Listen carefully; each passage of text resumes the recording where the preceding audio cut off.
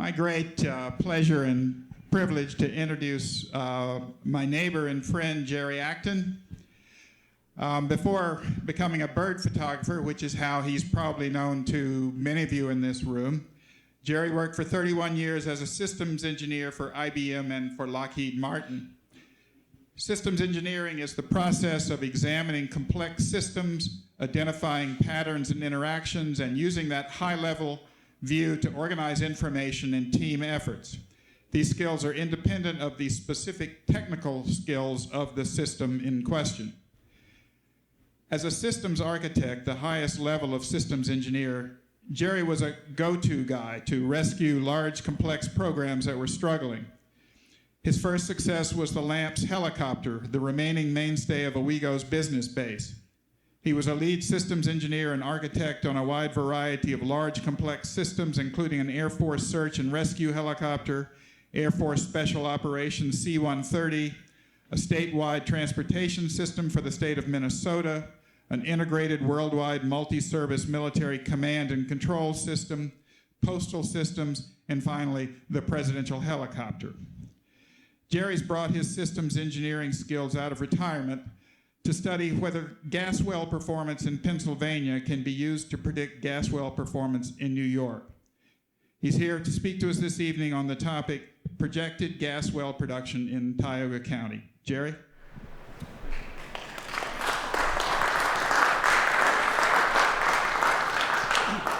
Well, it's a pleasure to be here tonight. Thank you very much for coming.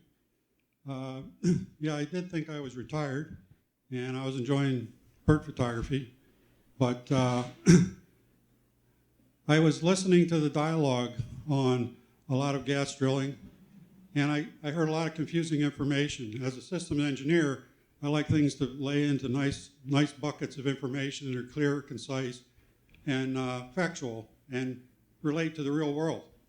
And I was asking people, what kind of performance can you expect on these gas drill wells? And I heard a whole variety of stories. How many people here know somebody in Pennsylvania that's made $1 million or $500,000 or more? Nobody? I heard people talking about that a lot. And I also heard about people talking about they didn't get any money, that the royalties weren't paid, the gas well didn't produce anything. It was drilled, capped, and they moved the rig on. So it was a full spectrum. I asked the question, how many wells can you expect to be drilled on a well pad? And I got answers all the way from 6 to 8 to 10. I'm like, wow, that's a lot of wells on one pad. So, and I heard some people say only one.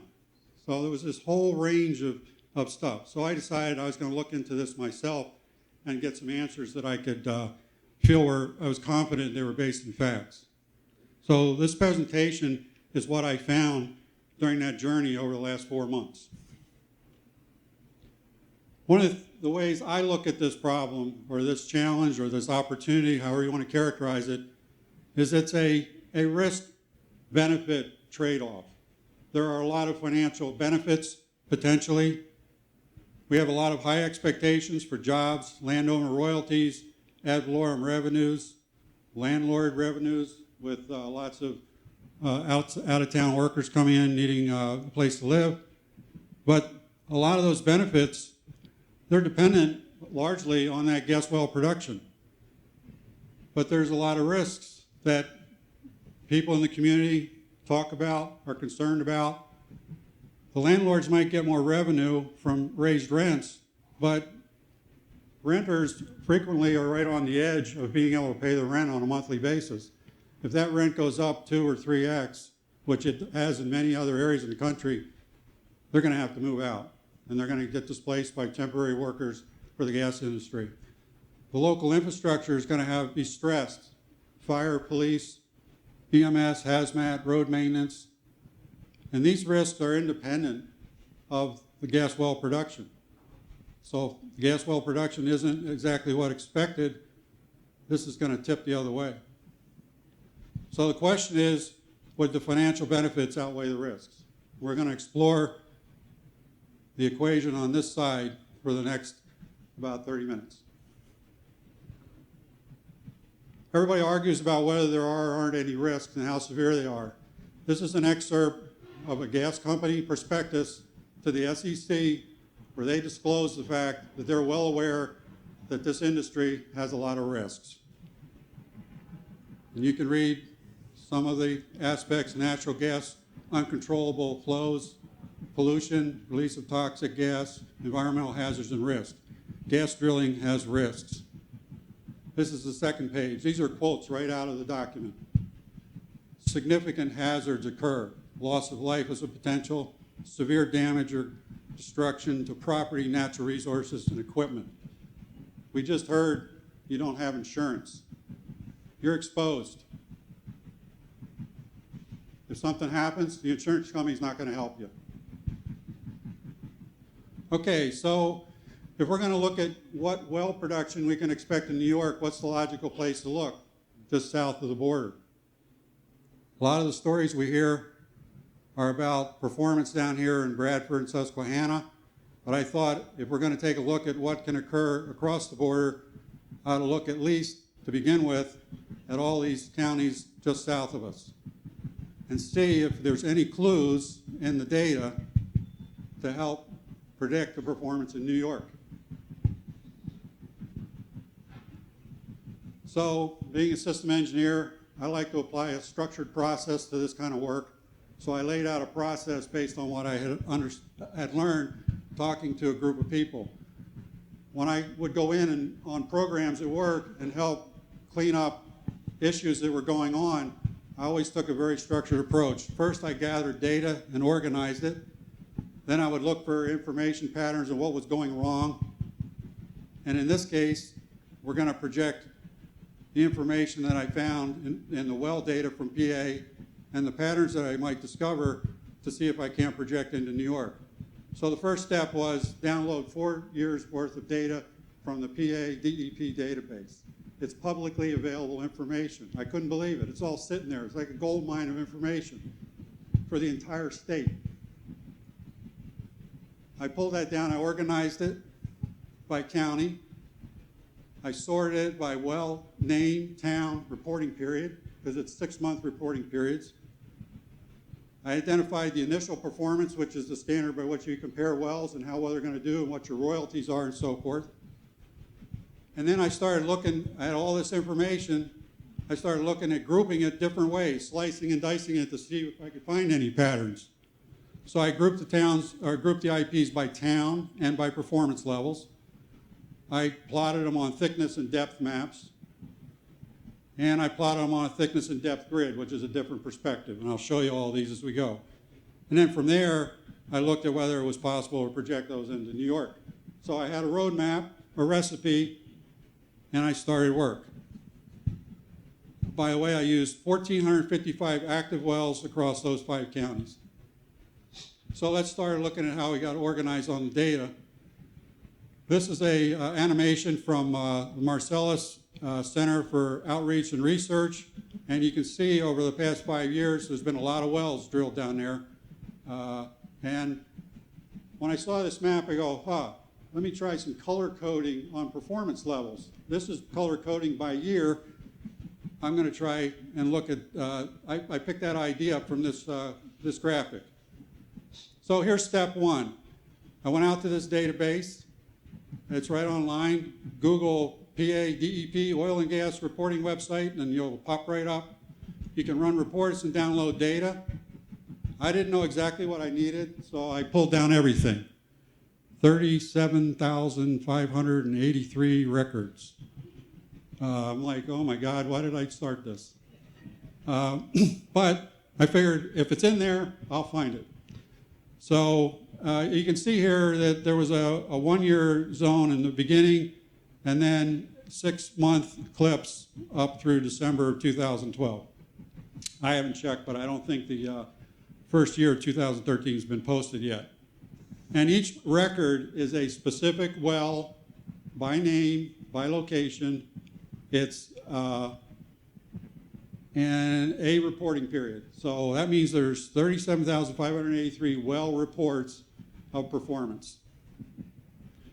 I couldn't cope with that, so I said, all right, I'll start whittling that down to the counties. So I pulled out of each one of these time frames all the data for Susquehanna, all the data for Bradford, and so forth. And I whittled it down to 8,131. I said, I can probably cope with that. Now, notice already here that there's a significant difference in the number of records for these different counties. Potter and McKean have almost none. Tioga is huge, and Susquehanna and Bradford have quite a few. Next, there's an example of the data that's in there. Here's the name of a well. The way they organize the names is the name of the person who owns the property, their last name. 1H is the first well, horizontal well on that pad.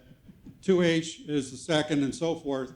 And there are some that have 10, and it varies between 1 and 10. These are the reporting periods. 11-1 is January through June 11, so forth and so on. So there's 2 records here for 1H, 2 for 2H, and the county it's in, the town it's in. This is the amount of natural gas that was extracted and the time frame over which it was extracted. I pulled out all the inactive and vertical wells, so we only have horizontal wells that we're comparing here. So then the next step is step 4, which is identify the well IP. I had to add I added 4 analysis columns for my own purposes. I divided the amount of gas by the number of days, and then so I didn't have to put these astronomical numbers on my charts. I divided by 1,000. So this is 5.1 million cubic feet per day for the first well, the first reporting period. I put a 1 here so I could sort and filter on just the well's IP points.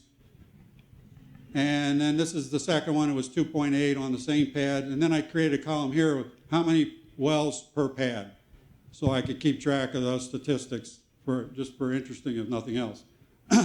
Now, one thing I noticed when I was doing this, the engineer in me says, you know, all these wells aren't created equal. These days, these amount of times vary. And so it's not fair to compare one that has been online for 145 days to one that's been only online for 30. But the typical standard starting point is a 30-day window. So what I did was I wanted to present each well in its best light. So that 2.8 that was on there was at 145 days. We've got years here and performance here. And this is a standard drop-off curve that the industry uses to calculate royalties. This is the typical performance drop-off of a gas well. So I get this 2.8 off of that previous chart, and I have to back it up to that 30-day window so that the number that I used is 3.5, so I can compare all 30-day points. I figured if they can use this curve to calculate your royalties on the other way, I can certainly back it up the same way to a starting point. So I'm comparing all 30-day points through my entire 1,445 wells. So now I got all that data crunched. That took me weeks and lots of hours, but I knew that I couldn't do any of the next steps until I had all that done. So once I had that done, now I'm ready to roll through this pattern investigation part of the work. So I created a well spreadsheet where there were a total of 76 towns, and in each town I put every well in that town and its IP performance. So you can see here Liberty has 4 wells and 1 well pad. That's all they drilled. Shippen has 2 well pads and 1 well per pad, so 2 and 2, and so forth. And then I'm staring at all these numbers and going, whoa, I can't cope. So I introduced the color scheme. And I figured, you know, I'm going to grade these wells. I'm going to give these guys an A. And notice that number right there? That's a millionaire, in case you didn't know. It's 24 million cubic feet per day, a monster. So but I didn't want to create a whole bunch of high zones, so I just did 7 to 24 is high, above average is 4 to 6.9, below average is 2.1 to 3.9, and anything 2 or below is low. So A, B, C, D. Think about it as getting a grade in school. And then I went through the entire 1,455 wells and color-coded them. And I'm like, whoa, there's some definitely interesting patterns going on here. And I picked some samples here just so you could see that, you know, all wells are not created equal in a town. Some of them are really not really great. And in this case, we had a range of 0.9 all the way up to 9. So just because you're in a physical geologic area does not mean you're going to get a good well. There's a lot of variability there. And this is true throughout the entire database of data that I had, except in one area. And we'll talk about that in a minute. Okay, so all those 1,445 wells, they said, all right, how good are they? What's the distribution of the performance?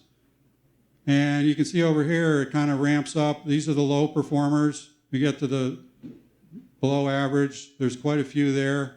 And then we start tailing off on the good ones. And what the heck is going on here? Something really interesting. It looks like a sweet spot to me. A lot of really good wells, 192 of them.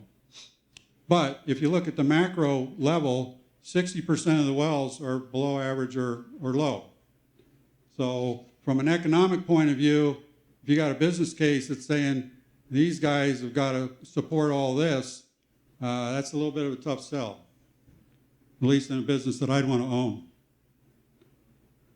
So now I had all that, I could roll it up to a high level. So this is the 5-county average or summary view. So on each row here is a county, and you can see that Susquehanna won. They got 7.2 on average across their entire well set.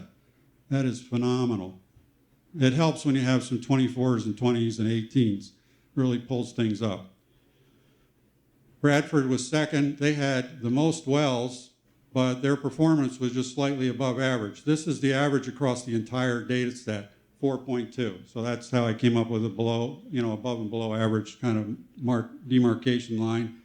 Tioga dropped off quite a bit, and Potter and McKean don't look good at all. Now notice they didn't keep drilling there. They didn't do too well. They only drilled 58 wells. And so some of the interesting statistics here are the number of towns and the average wells per town. I heard astronomical numbers in a lot of these projections about how many wells would be drilled in a town.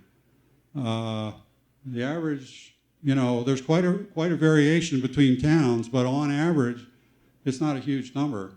And the number of pads are pretty sizable. I'm sorry, that's average well pads per town. I apologize. That's well pads per town. So, and then overall, it's not 6, 8, or 10 wells per well pad. The average is only 2 to 3.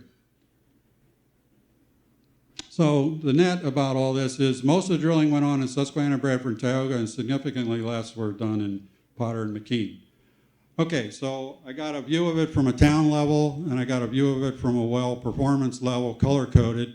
Now let's see what we can do to look at the geology. There's a lot of factors and complex factors involved in the productivity of a well, but two prominent ones that get discussed a lot are shale thickness and shale depth. And so I went back out to the Marcellus Center for Operations and Research and got two widely accepted maps for those two parameters, a thickness map and a shale depth map. And here's a zoom in of the area of interest. And so I went through town by town and mapped the thickness and depth of those town zones. And so now I have well performance data, color coded, and I have geological maps to plot where they are. We want to know where those big green ones are, right? Well, they're right there. That set of towns, on average, was above 7. That means there's a lot of really high-performing wells. The industry typically calls that a sweet spot. Now notice that the thickness here, these are thickness lines. So we have the 300-foot thick line is running right through all that activity. And then it drops off going from here to the northwest down to 250, 200, 150, 100. Now, these are the New York towns up here, or I'm sorry, counties up here. You can see that the thickest shale that pops into a little bit of broom is 250, and then it drops off significantly. Up here in Berkshire, it's only a little over 100 feet thick, and in Richford, it's less than 100. Well, I plotted the next level, the above average wells. You notice they're kind of walking northeast, following the thickness of the shale. I plotted the next level, and I plotted the lows.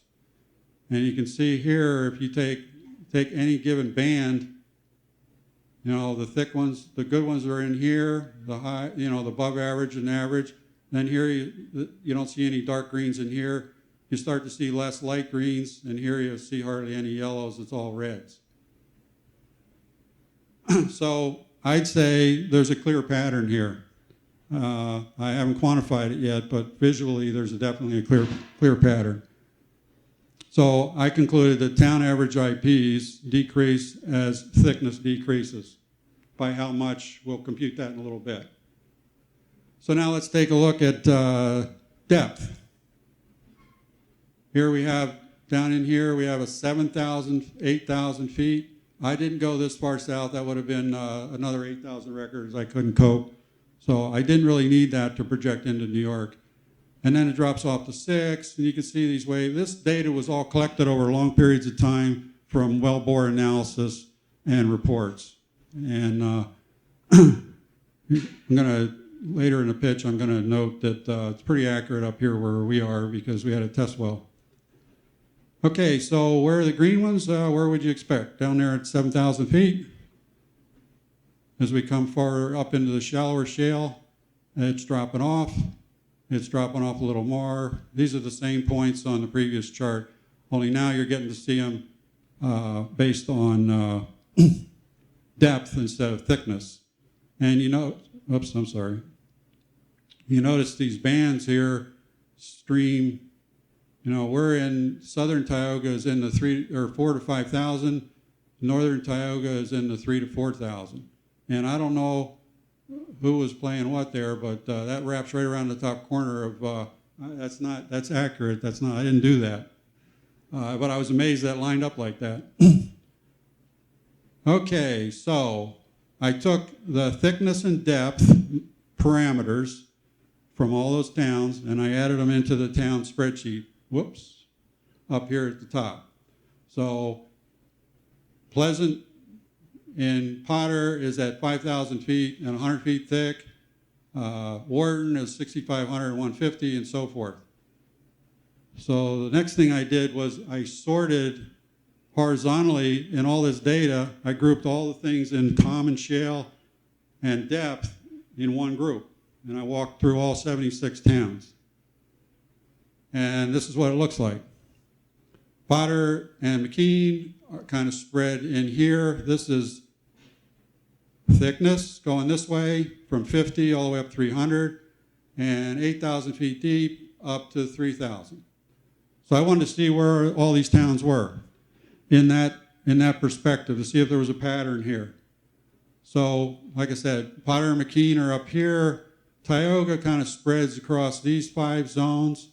Bradford spreads across the most, and Susquehanna is pretty much down in here. So I started looking at the color schemes, and it looks like this, as you might expect based on what I just showed you. Really good down here, and there's 9 counties in Susquehanna that fit into that zone. And then as you move up here, it goes from high to above average to low. So there's a clear IP drop-off trend in this perspective as well. The case is getting stronger. And this is in that north-northwest direction as you move through this grid. So then the mathematician in me had to compute the numbers, so I summed up all the wells. And when I did these sums, I used individual wells, not well pads or towns, individual wells. So, so what do we see here? As you would expect, this was in the 7, and then it starts dropping off, going this way as the shale gets thinner, and it drops off with common thickness zone as the shale gets thinner. So basically, as you go north and northwest, you got two parameters working against you in terms of well performance. So I'll just show you an example of how I computed each one of these cells so you know what I did. Like I said, I grouped all of the towns that had common shale thickness and depth characteristics into one chunk, and then I averaged all the wells in that group, in that cell. I called it a thickness depth zone. Each one of those boxes on the previous page, this is a thickness depth zone right here. Now notice there's nothing but red on this chart. So this is between 100 and 150 feet and 4,500 and 5,500 feet deep. I didn't think I'd find anything like this, but I did. So we've walked through all of the patterns that I could identify, and I believe at this point I've established it's pretty clear that there's a direct relationship between performance, thickness, and depth. So now what can we do with that to project into New York? Well, I started with a stacked bar chart here that shows at each thickness zone what percentage of all those wells was in the four performance categories.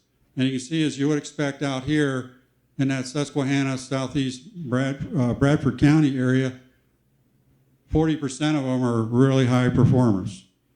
But as you go into thinner shale, it drops off radically. That's pretty much of an exponential drop off.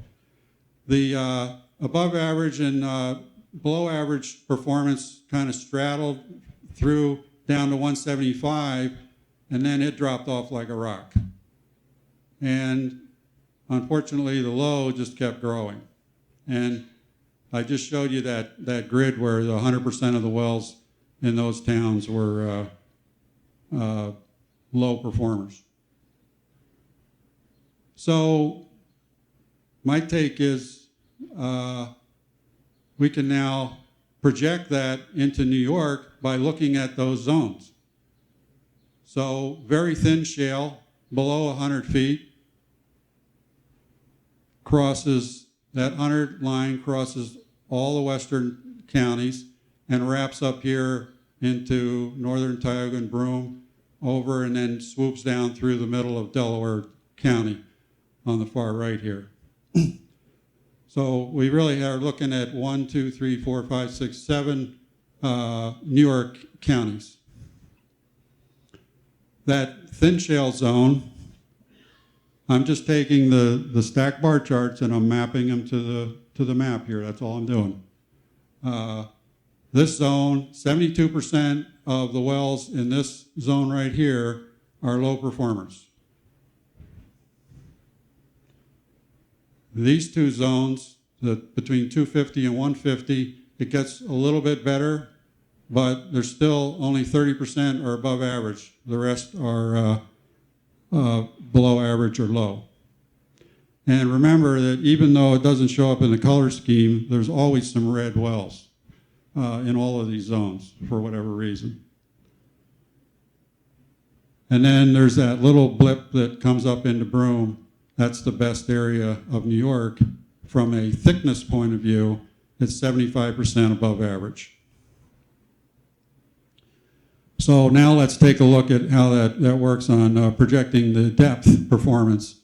We've got hard data from 4,500 feet up to 7,500 feet, and that's these three bars right here. Similar as before, the high performers are 46% in the 7,000 foot shale, but drop off radically.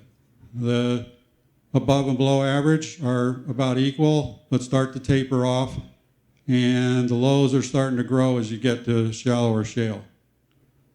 So I just drew some lines through the tops of those bars to see where it took us. And if I just went with this line, it would have said there were 100% low performers over here, but this line said no, so I took this line. However, I'm very skeptical that you're going to get any above average, or I'm sorry, below average performers at 3,000 foot depth. So mapping that on to the shale depth map, if you look on this map, to cover the entire 7 counties, you got to go from 2,000 feet over in here to 6,000 feet, just nicks the lower corner of Delaware. But I brought in the shale thickness line from the previous chart just to say, you know, anything above that line is already considered low performer. So now let's start from there. The shale, I would say, is shallow in this little wedge right here between 3,500 and 4,500 feet. 88% are low, so that's a significant line. And then we jump up to 4,500 feet from the data on the chart. 68% in this swath right through here are low. And now that we're starting to see some more average performing wells over in this zone.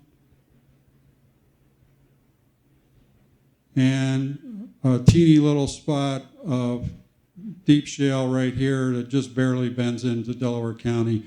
It runs along south of the border of Broome. Okay, so I'm still thinking there's a clear pattern here, so now I have to quantitatively project this. And interestingly enough, if you just take the percentage drop off going in this direction, it's 18% equal right here. So I just took another 18% to go up into that cell.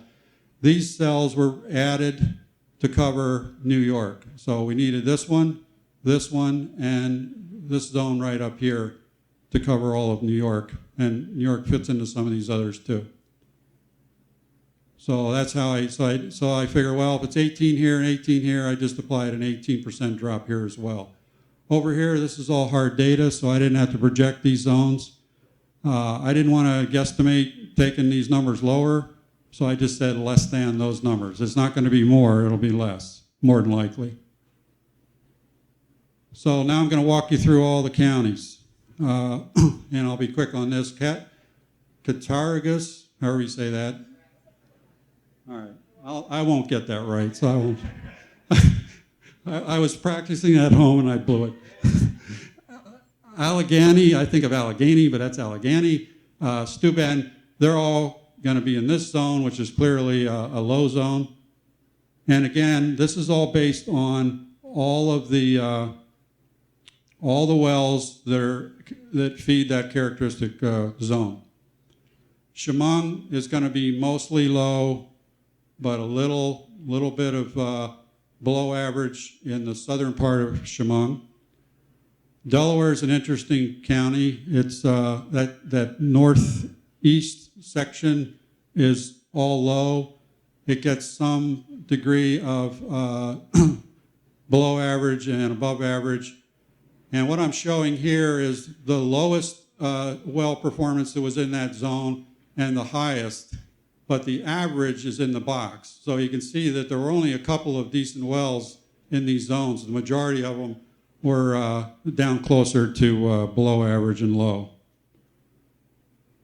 Northern Broome spanned 4 zones just because of its geologic positioning on those 2 shale depth and thickness. But they probably get the best performing wells, but not very many of them because you can see the averages are more down in the below average arena. You ready for Tioga? Tioga, based on shale thickness and depth. Richford is up here in the thinnest shale. Berkshire's not much thicker. And northern Newark Valley they're all below 4,000 feet and 150-foot thickness, and they're going to be low. Southern Tioga picks up some level of performance because it gets into a little deeper shale and a little thicker shale, but compared to the zones in Pennsylvania, where most of the good stuff was out in here, they don't get there.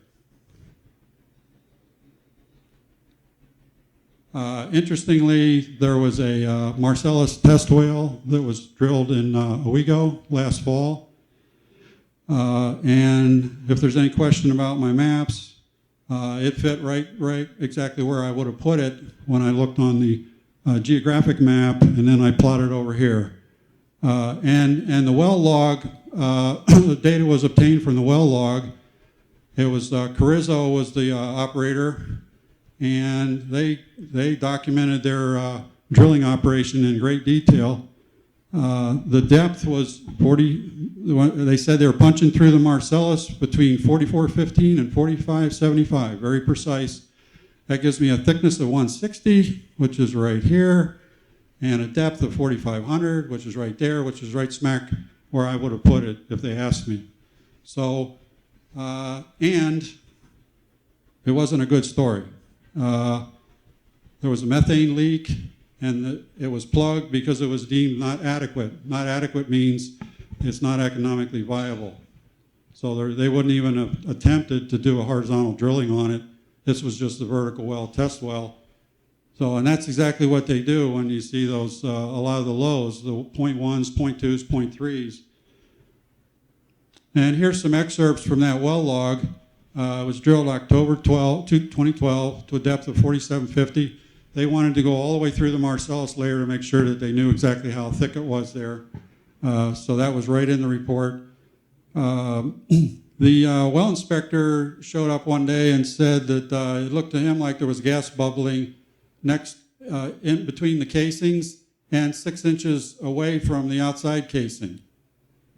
That was on 10/22. On 10/23, Carrizo called him back and said, yes, there's gas bubbling in 2 locations between the casings. Interestingly, they didn't mention anything about this because that would have been outside the casings where there was no protection. And there was no further reference to that in the well log or in the inspection log, which I found kind of interesting. I won't draw any conclusions, but if I were the inspector, I wouldn't let go of that one. Leak monitoring was established. There wasn't a significant leak, and when they put the meter on it, it was below explosive level, so it wasn't a danger from an explosion point of view. Now, as nature would have it, Sandy comes rolling in a couple days later.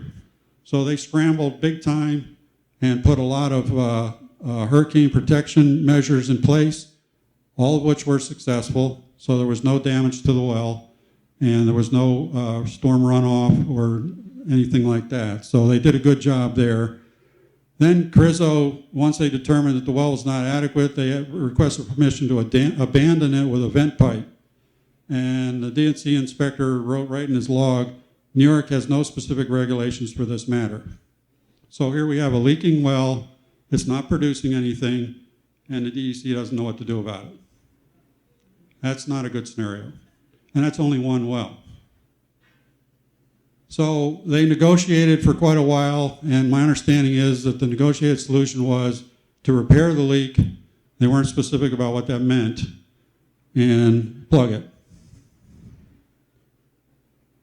Okay, now we're going to take a little bit of a monetary, given that we have sort of established expected performance levels, let's take a look at the monetary side of the equation. I got this projected natural gas price curve from the EIA, and it shows the history here, and here we are in 2013, and this is their projection for the next 25 years, and basically what they're saying is they're predicting a slow gas price rise with no short-term rise. It's pretty flat through the next 3 to 4 years. So when I did the monetary assessment here, I looked at from a gas company revenue point of view at $4 per 1,000 cubic feet, and I looked at a 10-year view, and these are the most probable well performance in our area up here, and this covers the rest of the southern part of Tioga County. And so you can see what the performance from a financial level ranges from about 1.7 million for the, the gas company, and these yellow stacks are a 12.5% royalty sitting on top there that they would pay out to the landowner. And you can see the range of that. This is the cost of a well, $4.5 million. So you can see that it's a tough business case up here. It gets a little better here, but any well that doesn't pay itself off in 1 to 3 years is not a very good economic return. So I took a look from a landowner point of view. And I took into consideration what I knew about Greg's pitch before. So I said, all right, for our area, I'm going to bound it to the most likely wells. And I computed the odds of each of those points from the distribution curve in the wells in that zone. And basically, your most likely case is a 1 million cubic feet per day well, a 1 in 2 odds. You only have a 1 in 12 odds of getting a 2, which is still not paying for itself. So if you take that point, this is the total amount of revenue that you would get in a one year period.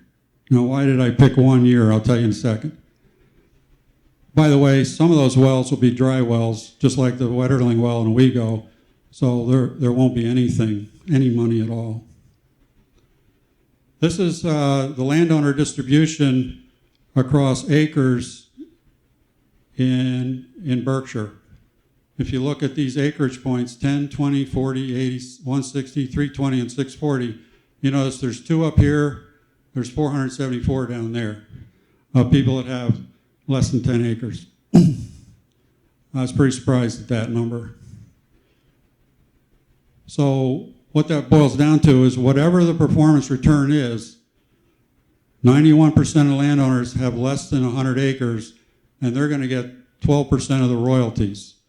The other 9%, these folks up here, are going to get 88% of those royalties. Just a mathematical computation. Now, since you don't have fracking insurance, whatever might go wrong, and I won't speculate, but Larry mentioned all those wells that have been contaminated in Pennsylvania. If your well is contaminated, your property value is not worth much, if anything. In Berkshire, the range of assessment levels starts for anything with a house on it with water is most likely around 50,000. And it goes above 300,000, but I didn't want to make this graph any higher. But there's some properties that are up in here. But this is the range of exposure or risk you're taking financially with your value of your property when you enter into this. And I've heard a number of people say, well, you know, I got a lot of land. If I have a problem, I can walk away. Well, nobody's walking away from this situation. You're underwater.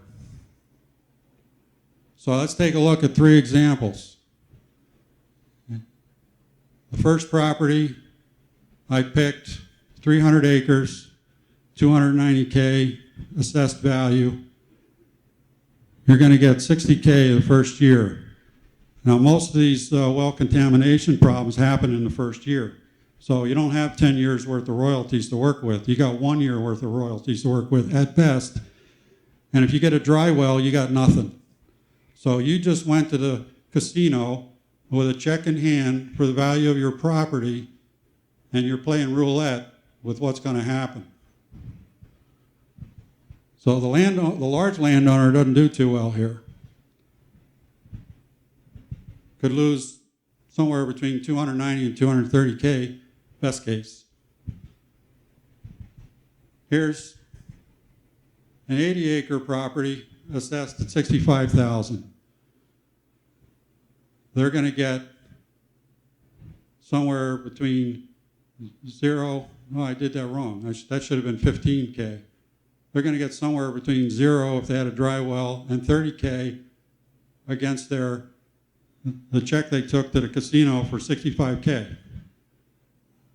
Not a bet I would place.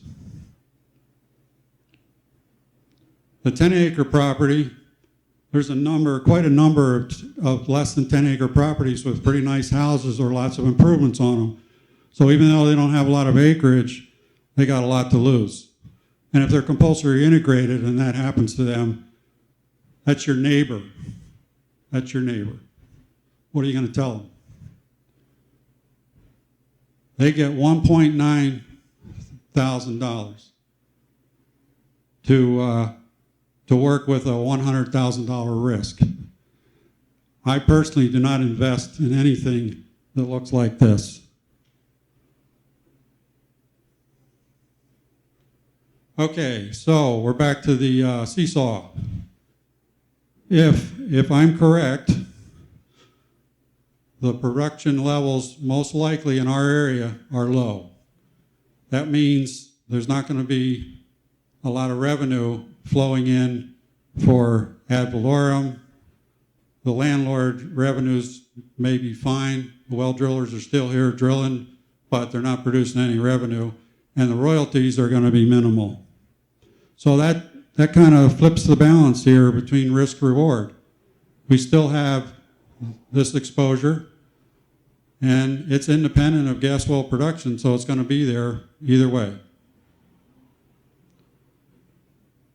So you say, okay, well, they won't come. Well, you saw they drilled 58 wells out in Potter and McKean, and they drilled a whole ton of non-performing wells in Tioga County. They'll come, they just won't make any money. And it's that drilling treadmill that gets talked about in the press. They got to keep drilling to produce something, to keep up the hype about investors, so they get funded by the investors. They flip leases, make 10x profit on leases. The gas operators are not trying to they don't care about making money. They just want to flip leases and play games. So if the well performance may be low, would the gas company still come here? They're doing it in PA. Wouldn't our company benefit anyway? Not really. Independent studies, not paid for by the gas industry, show that most communities are worse off after a boom. Loss of sustainable industries, loss of population, the renters move out, they're forced out, higher costs to the infrastructure, and given the industrial nature of this process, it's hard to attract new residents and businesses back. That's all I have. Thank you.